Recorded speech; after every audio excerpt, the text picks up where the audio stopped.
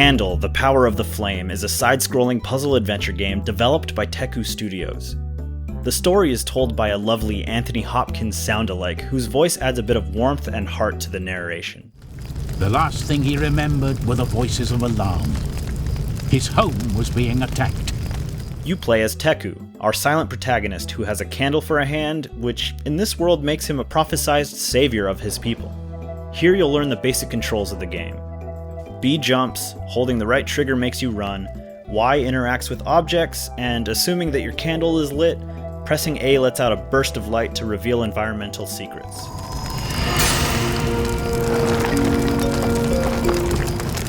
Movement takes a bit of getting used to.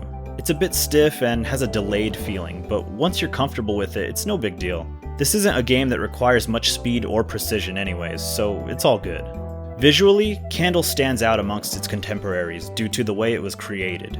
Every inch of this game was painstakingly drawn and watercolored by hand and then digitally scanned in, giving it the look of an old children's book.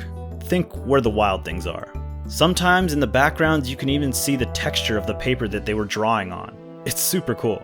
The love and care that has been put into this handcrafted world is all here for you to see and appreciate.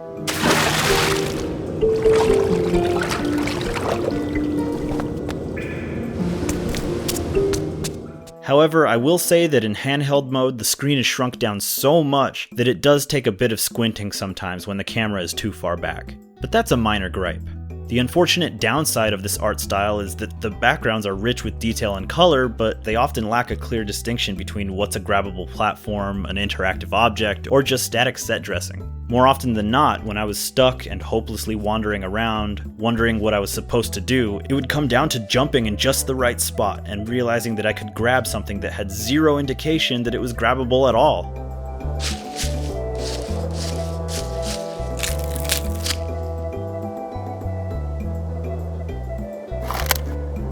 This isn't as common a problem as I thought it might have been at first, but it's definitely there. Perhaps an option in the settings that would make paths and interactive objects glow or stand out in some way could help for those with less patience. Either that or draw them in a way that makes it a bit more clear that they aren't just part of the background, you know?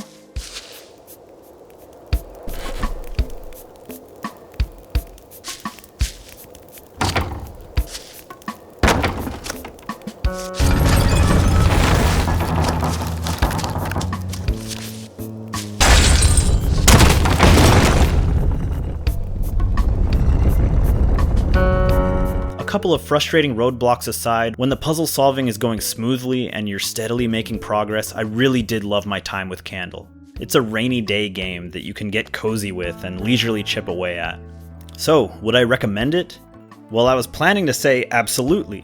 It has its blemishes here and there, no doubt, but Candle did a whole lot more right than it did wrong. And if it weren't for one bizarrely presented puzzle that led me to falsely believe that I had encountered a game-breaking bug, I'd feel a little differently about my time with the game. In exchange for the repair, Teku would have to relight his furnace.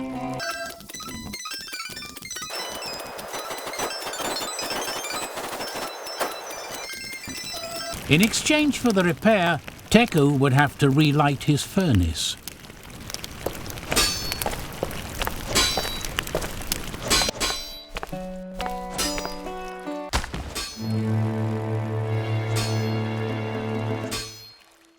Even so, it's clear that the team at Teku Studios poured their heart and soul into this project, and if you can overcome a few nebulous puzzles, there's a deeply rewarding experience to be had here. Candle gets a 3 out of 5. A sudden clap of thunder brought his attention back to the small boat. The waters were starting to get choppy.